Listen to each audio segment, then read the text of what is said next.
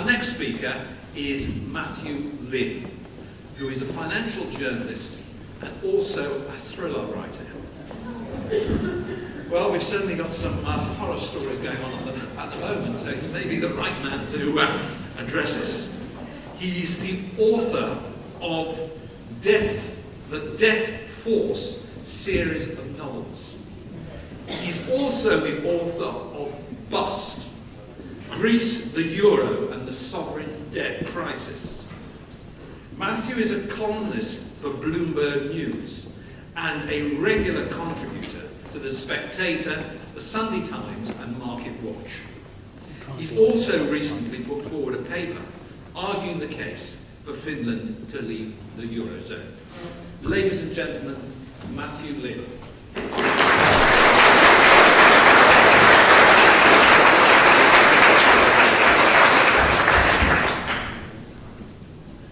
Thank you very much for the plug for my books. It's good to be giving the free publicity, but I'm actually going to talk about the euro rather than my thrillers here today. I think it's, one of the things that surprises me is how much this subject has moved on just in the space of a few months. I think before the summer it was still regarded as mildly eccentric to talk about the country leaving the euro. Now we see President Sarkozy and Chancellor Merkel discussing it openly. Who knows, by lunchtime maybe it will have happened. We'll check on the screens. But one of the most valuable things I think we can do at the moment is to look back at history, to see examples of monetary unions coming apart, and see what lessons we might be able to learn from that. Not very surprisingly, the breakup of currency unions is a very popular subject in the financial markets. If you read all the kind of stuff that comes out of the city brokerages, you'll see lots of stuff about how Argentina pulled out of the dollar peg in 2001, or the Latin currency union of the 19th century, which fell apart. I even saw one paper on the demise of the Austro-Hungarian krona, which fell apart when the Austro-Hungarian Empire came apart after World War I. And just in case you're wondering, they put border guards, soldiers on the borders to stop people fleeing with their cash, which might be one they want to repeat in a few years' time. But actually, we don't have to dig very deep into the history books to find an example of a currency union falling apart. There's one from the very recent European past, the dismemberment of the ruble zone that was created when the states that emerged from the breakup of the Soviet Union in 1990-91 so that they could share a single currency. And it's a story that has very clear lessons, I think, for what's going on today. I was looking at this recently, and one of the things that surprised me was that the arguments for putting the ruble zone together were very similar to the arguments for creating the euro. The former Soviet Union covered what later turned into 15 different countries. And the legacy of central planning meant that they were highly integrated with one another. Centralising production and creating regional specialities had been one of the main aims of the planners of the Soviet Union. And the Soviet Union didn't trade very much with the rest of the world, so it was a very integrated system. So it seemed to a lot of people that rather than have 15 new currencies, it made a lot of sense just to have one single currency. And just like the euro area, floating currencies appeared inefficient in such a tightly integrated economic area. So it was argued that small countries might find themselves buffeted by the foreign exchange markets, whereas membership of the ruble zone ensures stability. Again, it's an argument often heard from supporters of the euro. And do you look back in the IMF, for example, in 1992, was urging all the former Soviet republics to stay in the ruble zone, much as today it advises them all to stay in the euro. So when it emerged, the ruble zone had 15 members, from Lithuania, Latvia in the west, Kazakhstan in the east. It was the largest single currency bloc in the world at that time. I think there was a CFA franc, if anyone remembers that, which the French created to cover the African countries, but I never got above 14 states. And it worked in quite a similar way. The Russian central bank maintained a monopoly of issuing banknotes, rather like the European Central Bank. And each member state had its own central bank, and whilst it couldn't print banknotes itself, it could create credits for the government, essentially monetizing that debt. So again, it was remarkably similar to the Eurozone. Whilst it's only the ECB that can issue banknotes, the national central banks remain in existence. They can't create credits for their government, but in effect the debts of the peripheral nations are now being monetized, because the ECB is buying their bonds in the market. So the comparison isn't perfect, but it also isn't that different. Anyway, that's some of the background of the ruble zone and how it operated. I was looking up what happened to it. The answer is it was a catastrophe for everyone involved. The incentive for each country were to run up vast government deficits and then to pass on the costs to their neighbours. Georgia was the worst offender. It was the Greece of the system. So maybe one rule here is that you should never form a currency union of a country that starts with G. Unless, I was thinking about that, and I thought, unless it's Germany, of course. But we could debate that one later, whether it's a really good idea to have a currency union with Germany. Anyway, Georgia went from a budget deficit of 3.5% of GDP in 1991, when it started with this experiment, to 34% in 1993, which I think even the Greeks might consider an impressive achievement. Uzbekistan went from a deficit of 3.5% of GDP in 1991 to 15.8% in 1993. And there was an explosion of debt right across the region. Where those debts were going to end up was never really clear. The pressures on the system became intense very quickly. So in the summer of 1992, the three Baltic states, Latvia, Lithuania and Estonia, all of which have been fairly fiscally responsible, quit the system and established their own currencies. Soon afterwards, the remaining members introduced their own currencies one after another. The Armenian dram in November 93, the Uzbekistan som in January 94, and so on. Russia itself effectively pulled out of the system with the introduction of a new ruble in 1993. And funnily enough, this little quirk in the system, Tajikistan, staggered on with the old money until 1995, long after everyone else had given up on it. I'm trying to imagine it. We could discuss this later, which country might carry on with the euro sometime in 2025, even after Germany and Belgium and everyone else has given up on it. But I think, looking at what happened to the ruble zone, there are three big lessons for the eurozone and what's going to happen to it now and going forward. First, the incentives in the system were all wrong. The ruble fell apart because of the free rider problem. Each country could run up huge deficits and pass on the costs, mainly higher inflation, currency depreciation, or both, to their neighbours. And the euro faces the same issue, but on an escalating scale. Eurobonds, for example, which the markets keep clamouring for as a solution to the crisis, will probably only end up making it worse. Why is that? Well, because they'll worsen the free rider problem. Each country will have an incentive to issue as many of the new Eurobonds as they can get away with. The cost of doing that, which would be rising bond yields and potentially higher inflation, will be shared right across the Eurozone, whilst the issuing government will benefit from the extra spending and borrowed money. So Eurobonds will both make the crisis worse and accelerate the breakup of the euro. If they do come into being, expect more turbulence ahead, not less.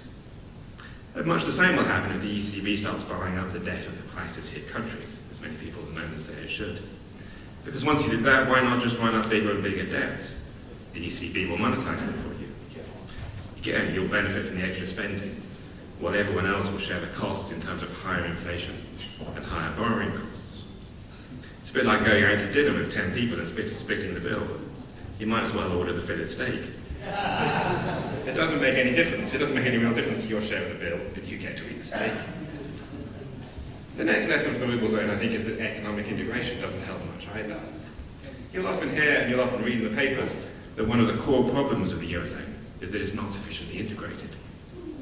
If the economies were more like one another, they would form a natural currency area. But the post-Soviet ruble zone almost certainly was a natural currency area, by any reasonable economic definition. The legacy of central planning meant that the economies were all at roughly the same level of development. Very poor as it happens, but quite similar. But still it didn't work. Why not? Because of the free rider issue. Everyone had an incentive in the system to print as much money as possible. And that leads on, I think, to the third lesson from that experiment, which is that only complete central control could hold the monetary union together.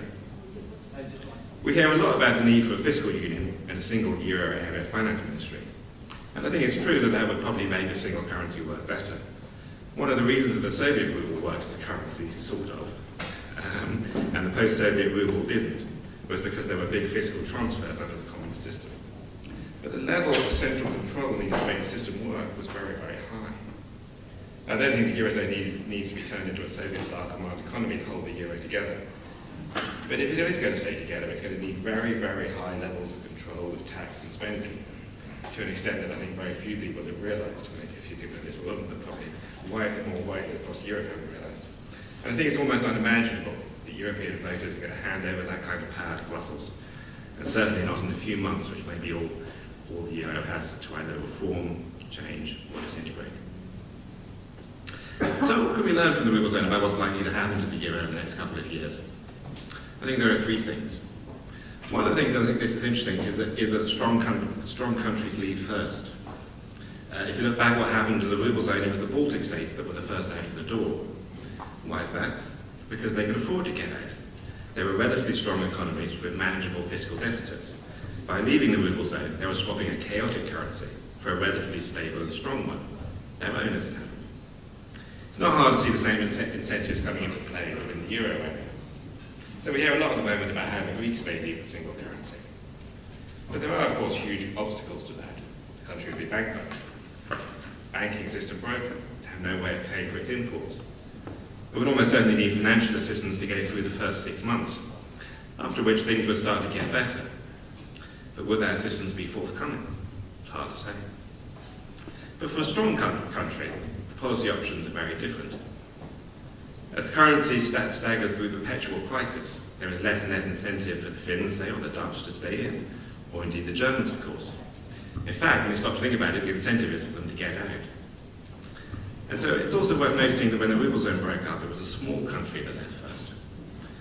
Don't rule out the possibility that Finland will leave the euro initially, starting a process in which the whole currency unravels. In fact, the Finnish position is very interesting if you start looking at it. Finland runs a very healthy current account surplus. The government finances are just as healthy, in fact astonishing, so compared to most of the developed world. The deficit this year is forecast at just 1.4% of GDP, and the median forecast for 2012 is a deficit of 0.9% of GDP. And the outstanding stock of government debt comes to just over 50% of GDP. The Finnish economy is performing well. GDP is growing at 3.4% this year, projected to slow to 1.8% in 2012, but 1.8% is pretty good against the current economic background. Most countries would settle for that. But I think of all those figures, that's actually the current account that matters most. The main reason, it seems to me, that a country such as Greece is going to find it very hard to get out of the euro is not just because its debts are mostly denominated in euros, and so will soar in value if it reintroduces the drachma. In fact, 80% of Greek debt is governed by Greek law, so the government is free to simply pass legislation to insist that debt is redenominated in drachma rather than in euros. You get quite a speculation amongst that. The city broker would tell you this, but I think if you're going to challenge that, you'd have to do it under the Greek core system, which is a very arduous path to take. But the real problem for Greece is that it runs a huge trade deficit, and so it needs to borrow from other countries to fund that trade gap, or else in the form of very extreme kind of shock therapy, get its current account back into balance within a single year. But that would be very, very tough. But if you look at a place like Finland, a country with a current account surplus faces none of those problems. Economically, it's clearly quite possible for Finland to leave. And when you stop to think about it, it has an incentive to do so. The euro, as we've been discussing this morning, has become an increasingly chaotic and unstable monetary zone, subject to extreme instability as it struggles to find a way of containing the debt crisis. On leaving the euro, Finland would immediately become a richer country. So if you assume that the government decided to reintroduce the old Finnish currency, the marker, it would be better off pretty much from day one. The strong growth and debt profile of Finland should see that currency rise strongly against the euro, and of course against other global currencies as well. Indeed, the market has been through periods of extreme strength in the past. In 1990, Finland was briefly the most expensive country in the world as a result of its strong currency. So it's got a history of that. And a strong market would obviously have immediate benefits. The cost of Finland's imports would fall quite substantially. It would, in effect, benefit from a one-off change in the terms of trade to its benefit. Its exports would get more expensive, but all the evidence shows us that countries with strong currencies, on the whole, have done well over long periods of time. Take Switzerland, for example. The bigger thing for a country like Finland is to escape the increasing financial costs of the bailout packages. Finland is one of the few Eurozone countries with a AAA rating. It is therefore likely to have to shoulder an increasing burden of bailing out the rest of the currency area, subsidising both the peripheral countries directly, and of course the German and French banks that have financed them. Finland doesn't have a significant financial industry, so the bailout packages represent pure economic cost, with no corresponding benefits. The maths is slightly different for the French and the Germans, because when they bail out Greece, they're sort of indirectly bailing out their banks, so they're going to have to pay anyway. But small countries like Finland don't really have any banks with big debts around the Eurozone, so they're just paying the bill, basically. In summary, there would be a clear and immediate financial benefit for a country such as that if they left the euro. And I think we probably spend too much time thinking about the weak countries leaving. it seems to me that it's probably going to be a strong country that leaves first. Another lesson when I was looking at the ruble zone is that when a currency union falls apart, it happens very, very fast. When countries left the ruble zone, they did so very quickly. New currencies were introduced within days.